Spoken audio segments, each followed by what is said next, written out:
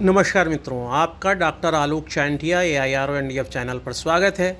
मानव की द्वारा बनाई गई संस्कृति के बाद उत्तरोत्तर मानव मस्तिष्क में जो सबसे बड़ी समस्या उभर कर आई वह यह आई कि मानव ने इस बात को महसूस किया कि हर व्यक्ति स्वार्थी है, मतलबी है, केवल काम के लिए जुड़ता है।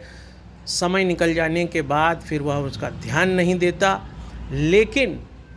आज मैं इस वीडियो के माध्यम से सिर्फ यह जानने की कोशिश करूंगा कि यह केवल मानव का गुण है या प्रकृति ने ही हमको इस तरीके से तैयार किया है कि प्रत्येक व्यक्ति सबसे पहले अपने अस्तित्व को जो महसूस करता है, अपने अस्तित्व को बचाना चाहता है। और इसीलिए मैंने इस वीडियो का आरंभ इस पाम के पेड़ से किया है, जिसकी फ़ोटो आप लगातार देख रहे हैं। और इसी पाम के पेड़ के माध्यम से आज मैंने यह समझने का प्रयास किया कि क्या वास्तव में व्यक्ति स्वार्थी होता है, अपने लिए ही जीना चाहता है, उसे दूसरों का मतलब नहीं होता है, या फिर यह प्राकृतिक गुण है और यह सिर्फ मनुष्य का गुण नहीं है। प्रकृति और चराचर के हर उस व्यक्ति, उस तत्व का है जिसमें प्राण है। और हम जानते हैं कि पौधों में भी प्राण है, पौधे भी जीवन रखते हैं। और इसीलिए इस अपने लान में लगे हुए इस पाम के वृक्ष को आज मैंने बहुत ध्यान से देखा और इस बात को समझने का प्रयास किया कि क्या वास्तव में मानव ही स्वार्थी है, मानव ही अपने लिए सोचता है, या फिर जो कुछ सामने हमारे दिखाई दे रहा है वह सभी अपने लिए सोचते हैं। और इसीलिए मैं आपको ये बहुत ही नज़दीक से दिखा रहा हूँ। आप यह पाम का जो पेड़ देख रहे हैं उसमें आप देखिए कि यह इसकी जड़ें हैं, और इन जड़ों को आप अगर बहुत ध्यान से देखेंगे और बगल में आप ये देखेंगे कि ये फर्श बनी हुई है। आज से 20 साल पहले जब यह पेड़ लगाया गया था तब छोटी सी मिट्टी की जगह में लगे हुए इस पौधे में जितनी मिट्टी थी और जड़ों की जो सीमा थी उसी में इस पौधे को इस बात का भ्रम चाहे समझ लें चाहे आश्वासन था कि यह अपनी लंबाई के सापेक्ष जड़ों के माध्यम से स्थिर रहेगा। लेकिन जैसे जैसे यह मिट्टी में पौधा बड़ा होता गया, इस पौधे को स्वयं इस बात का आभास होता गया कि लंबाई के सापेक्ष इसकी जड़ों को और गहरा होना चाहिए। लेकिन जैसा कि मैंने कहा कि आप यहाँ देख रहे हैं कि यह फर्श है और फर्श कंक्रीट की है। जहाँ पर यह पौधा लगा था वहाँ पर मिट्टी बहुत थोड़े जगह में थी, और वहीं से सर्वाइवल ऑफ द फिटेस्ट की जो बात डार्विन ने कही है और अपने को ज़िंदा रखने का जो जद्दोजहद इस पौधे ने शुरू किया, वो आप इस जड़ के माध्यम से देख सकते हैं कि इन जड़ों को उसने उस कंक्रीट की फर्श पर फैलाने का प्रयास किया, उस कंक्रीट को तोड़कर अपनी जड़ों का फैलाव किया, ताकि जैसे जैसे पौधा ऊपर की तरफ बढ़ रहा है उसके सापेक्ष इसकी जड़ों का दायरा भी बड़ा हो और यह पौधा स्थिर रहे। यही कारण है कि बहुत सी जड़ों को आप देख रहे होंगे कि यह जड़ें यहाँ पर तो ज़मीन पर हैं, लेकिन इसके ऊपर की जो जड़ें हैं वह ज़मीन पर नहीं रह गई हैं। वह ज़मीन से आप देख रहे होंगे ये ऊपर हैं, लेकिन वो उत्तरोत्तर निकलती हुई हर जड़ की एक एक तंतु का प्रयास यही है कि वह किसी तरीके से मिट्टी की खोज करके अपने तंतुओं के द्वारा मिट्टी से जुड़कर न सिर्फ जड़ के दायरे को बढ़ाएं, पोषक तत्वों को पौधे को दें, बल्कि इन जड़ों के सापेक्ष पौधे को स्थिरता दें। क्योंकि जितना जड़ का दायरा मजबूत होगा पेड़ उतने ही दिन ज़्यादा खड़ा रहेगा। और आप ये देख रहे हैं कि ये पौधा इतनी करीब 15 फुट से ज़्यादा ऊंचा हो चुका है। अब 15 फुट लंबे पाम के पेड़ के लिए जड़ जितनी गहरी होनी चाहिए, जड़ का दायरा जितना होना चाहिए, वह आरंभ में नहीं था।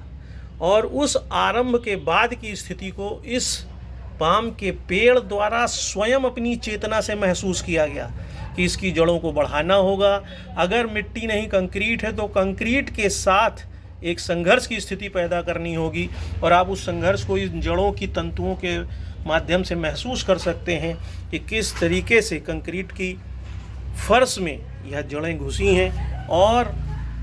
जो नहीं जा पा रही हैं वो अभी भी निकलकर ज़मीन की तरफ बढ़ रही हैं ताकि इस पौधे को स्थायित्व दिया जाए। लेकिन बात यहीं नहीं समाप्त होती है। उसके बाद आप देख रहे हैं कि इस पाम के पेड़ में जगह जगह रेशे जैसे, जहाँ कभी इसी तरह से हरी हरे पत्ते लगे थे, वो अब उन पत्तों के अवशेष आप देख रहे हैं। ये वो अवशेष हैं जो अब न तो हरियाली के रूप में है न पत्तों के रूप में है। और यहीं पर आकर प्रकृति का यह नियम फिर सामने आता है कि इस पाम के पेड़ के द्वारा स्वयं अपनी चेतना के माध्यम से इस बात को महसूस किया जाता है कि नीचे के पत्तों को अगर निरंतरता प्रदान की गई, नीचे के पत्तों को उसी तरह से सारे तत्व प्रदान किए गए तो पौधे का आगे बढ़ना रुक जाएगा। और यह प्राकृतिक गुण इस पौधे में होता है कि धीरे धीरे नीचे के पत्ते सूखते जाते हैं, क्योंकि जितने पत्ते नीचे के सूखते जाएंगे उतना ही ऊपर की लंबाई बढ़ने में और हरे पौधों को पोषक तत्व मिलने में आसानी रहेगी। कहने को यह पौधे का स्वार्थ है कि जब उसने वह ऊंचाई हासिल कर ली तो उसने जिन पत्तों ने उसको ऊंचाई दिया था उन्हीं पत्तों को सुखा दिया। वह पत्ते आज केवल अवशेष के रूप में या आभास कराते हैं कि इस पेड़ को बढ़ने में उसने इनका सहयोग किया, लेकिन ना तो आज वो हरियाली है ना पत्ते। इसका मतलब है कि एक स्वचेतना पेड़ में होती है जो यह बताती है कि आगे बढ़ने के लिए पूर्व में जिन माध्यमों से स्थायित्व हासिल हुआ है उन पर समय देने के बजाय, उनके साथ रहने के बजाय अपनी ऊर्ध्व गति को ज़्यादा महत्व दिया जाना चाहिए और उस गति के माध्यम से ही आगे बढ़ने का प्रयास करना चाहिए। तीसरे खंड में आप देखते हैं कि यह पौधा आज जिस ऊंचाई पर जा चुका है वह ऊंचाई इसीलिए हासिल है क्योंकि जहाँ तक ये हरियाली आप देख रहे हैं ठीक उसके नीचे हरियाली कहीं नहीं दिखाई दे रही है। केवल जड़ें, सूखी हुई, मोटा सा तना, फिर ऊपर के पत्ते। और यह सिर्फ इसलिए है क्योंकि जहाँ जड़ों से उसे स्थायित्व मिला है, आधार उसका बढ़ा हुआ है, सूखे हुए तने से हरियाली और पोषक तत्व सिर्फ ऊपर की ओर जा रहे हैं ताकि यह पौधा ज़्यादा से ज़्यादा लंबाई में आगे बढ़े, सूर्य की रोशनी को ज़्यादा प्राप्त करे, पोषक तत्वों को ज़्यादा प्राप्त करे और जब तक हो सके अपने अस्तित्व को बचाने का प्रयास करे। किसी भी पौधे या पेड़ के आगे बढ़ने का या उसके लगातार आगे जाने का तात्पर्य भी यह है कि कोई भी पौधा, कोई भी पेड़ मरना नहीं चाहता है। वह यह नहीं जानता वो कितनी ऊंचाई तक जाएगा, लेकिन वह चाहता है कि वह लगातार जीवित रहने का प्रयास करता रहे। वो बात अलग है कि जब जड़ के द्वारा दिया जाने वाला स्थायित्व और लंबान बढ़ते हुए एक असंतुलित अवस्था में हो जाएंगे तो या तो ये पेड़ गिर जाएगा या पोषक तत्वों का अभाव हो जाएगा और उस दिन यह पेड़ अपनी आयु को पूरा करके समाप्त हो जाएगा। लेकिन कुल मिलाकर आप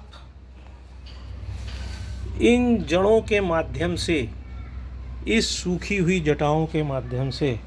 और इस पेड़ की पत्तियों के माध्यम से इस बात को आसानी से समझ सकते हैं कि कोई भी व्यक्ति स्वार्थी नहीं होता, कोई भी व्यक्ति किसी का साथ नहीं छोड़ता, बल्कि अपने को जीवित रखने के संघर्ष में, अपने को जीवित रखने की जिजीविषा में प्रत्येक व्यक्ति वह सारे प्रयास करता है जो हो सकता है समाज द्वारा अनुमन्य न हो, समाज द्वारा स्वीकार न हो।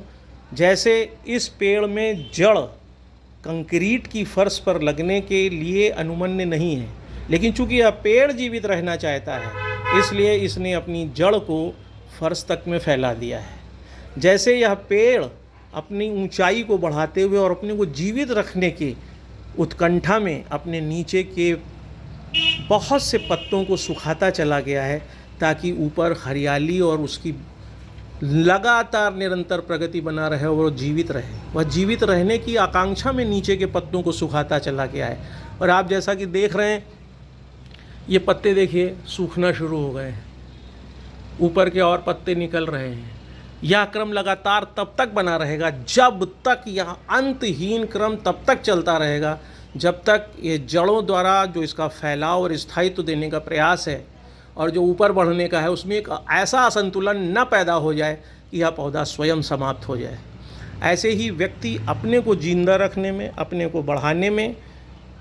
तब तक प्रयास करता रहता है भले ही उसमें उसके द्वारा दूसरे लोगों को हानि पहुंचाई जाती रहे, दूसरे लोगों की उपेक्षा की जाती रहे। यह एक प्राकृतिक लक्षण है कि व्यक्ति सबसे पहले अपने को जीवित रखने का प्रयास करता है और उस प्रयास में वह उन प्राकृतिक नियमों के अनुसार सब कुछ करता है जो हो सकता है एक व्यक्ति को सांस्कृतिक आईने में अच्छा ना लगे। जैसा कि आप इस ताड़ के पेड़ में देख रहे हैं कि यह अपने को जीवित रखने के लिए उन सारे तथ्यों को लेकर चल रहा है जो मानव जीवन की संस्कृति के दायरे में निश्चित रूप से ना तो सही कही जा सकती है, ना ही उसे स्वीकारा जा सकता है। लेकिन यह पेड़ जीवित रहना चाहता है। एक बीज भी जमीन का सानिध्य पाकर सिर्फ इसीलिए अंकुरित हो जाता है ताकि उसका वंश जिंदा रहे। अगर किसी बीज को मिट्टी का सानिध्य न मिले तो उस बीज को ही हम अनाज तभी कह पाते हैं जब हम उसके अंदर उसके स्व की भावना का शमन कर लेते हैं कि वह अपने अंदर किसी दूसरे बीज को पैदा होने की शक्ति के रूप में मिट्टी का सानिध्य नहीं पाएगा। कहने को यह प्राकृतिक क्रूरता हो सकती है। एक मनुष्य द्वारा इकट्ठा किया गया अनाज एक क्रूरता का विषय हो सकता है, क्योंकि उस बीज को मिट्टी से न मिलने देने के प्रयास में हमने मानव के रूप में अपने अनाज को पाने का क्रम तो पा लिया, लेकिन उस बीज के वंश को रोकने का जो प्रयास किया है वह निश्चित रूप से एक स्वार्थ और अपने लिए जीने का प्रमाण है, जिसे मनुष्य ने अपने स्थायित्व वाले जीवन से जोड़कर देखा है। लेकिन कोई भी एकत्र किया गया अनाज उस बीज के साथ वह क्रूरता है जो उसे मिट्टी से मिलने देने से रोकती है, ताकि वह अपने वंश को आगे बढ़ाने में कामयाब ना हो सके और उसी बीज को हम अनाज कहकर अपने जीवन को चला सकें। इसी को जब हम सांस्कृतिक रूप में देखते हैं तो संस्कृति में भी हम बीज के रूप में पुरुष और स्त्री के मिलन को सांस्कृतिक आईने में इसीलिए रोकते हैं ताकि केवल वंश वृद्धि के आधार पर अनियमितताओं के क्रम में अनियमित रूप से वंशानुक्रम न शुरू हो जाए और समाज एक विचलन की ओर न बढ़ जाए। वहाँ पर भी विवाह एक क्रूर व्यवस्था के रूप में दिखाई देती है, जहाँ पर हम प्रेम से इतर अपनी तरह से कृत्रिम रूप से इस बात का निर्णय करते हैं कि बीज के संधान के लिए कौन सा लड़का कौन सी लड़की एक दूसरे के लिए उपयुक्त होंगे। इस क्रूरता को भी हमने संस्कृति के आईने में देखा है और उसी संस्कृति के आधार पर हम विवाह को अपनी सर्वोच्च परिणति मानते हैं। लेकिन सच यही है कि प्रत्येक व्यक्ति अपने को जीवित रखने के प्रयास में लगातार ऐसे प्रयास करता है जो संस्कृति के आईने में हो सकता है गलत हो, लेकिन प्राकृतिक आईने में, प्राकृतिक नियमों में वह सदैव सत्य होता है। जैसा कि इस पाम के पेड़ के उदाहरण से मैंने आपको दिखाया कि ऊपर यह हरियाली को परिभाषित करता पाम का पेड़ अपने नीचे उस हकीकत को बताता है जिससे यह प्रदर्शित होता है कि अपने अस्तित्व, अपने जीवन, अपने संघर्ष के लिए पेड़ न सिर्फ अपने नीचे के पत्तों को सुखा देता है, बल्कि मिट्टी के सारी सीमाओं को तोड़कर कंक्रीट में भी अपनी जड़ों को इसलिए फैला देता है ताकि उसका लंबा होता पेड़ थोड़े सालों के लिए नहीं, एक सीमाओं से परे वह अपने स्थायित्व को प्राप्त करता रहे। और इसी बात को जिस दिन हम समझ जाएंगे कि कोई भी व्यक्ति सबसे पहला यह प्रयास करता है कि उसका जीवन सर्वश्रेष्ठ हो, अच्छा हो, और इस प्रयास में यदि उसने किसी को धोखा दिया है, किसी को छोड़ा है, काम करने के बाद वह भूल गया है, तो वह उसी प्राकृतिक सिद्धांत पर काम करता है, जिस प्राकृतिक सिद्धांत पर यह ताड़ का पेड़ करता है। अगर आपको लगता है कि इस प्राकृतिक सिद्धांत को समझने में यह वीडियो सहायक है और आप इस पाम के पेड़ के माध्यम से इस बात को समझ पाने में समर्थ हुए हैं कि किस तरह से एक व्यक्ति को, जिसे हम कहते हैं वह स्वार्थी है, अपने काम का है, मतलबी है, उसने कभी कृतज्ञता दिखाई है, कृतज्ञ कभी नहीं हुआ, उसको इस पाम के पेड़ से जोड़कर अगर आप समझने में सहायक हैं तो इस वीडियो को दूर तक ले जाएं, ताकि यह वीडियो आपको उस प्राकृतिक नियम चयन को समझा सके जिसमें आपके अंदर संतोष, धैर्य, संयम आ सके और आप प्राकृतिक नियम के साथ खुश रह सकें, प्रसन्न रह सकें और आप यह समझ सकें कि यह कोई गलत काम की तरह नहीं देखा जाना चाहिए, प्राकृतिक गुण की तरह देखा जाना चाहिए। जैसा यह पाम का पेड़ या कोई बीज अपने वंशानुक्रम में जैसे ज़मीन को फोड़कर निकलता है, ठीक उसी तरह से है। और इसी प्रयास को अखिल भारतीय अधिकार संगठन के द्वारा मैं आलोक चांटिया आपके सामने रखने का प्रयास कर रहा हूँ। अगर यह प्राकृतिक दर्शन आपको समझ में आता है और जैसा कि मैंने आपको यह दिखाया कि किस तरीके से जड़ों ने एक पेड़ को स्थायित्व देने के लिए सारी सीमाओं का अतिक्रमण किया है, उसने सिर्फ अपने अस्तित्व के लिए सारे प्रयास किए हैं, तो इस वीडियो को दूर तक ले जाइए ताकि फिर किसी अच्छे तथ्य पर मैं आलोक चांटिया आपके साथ रहूं। नमस्कार।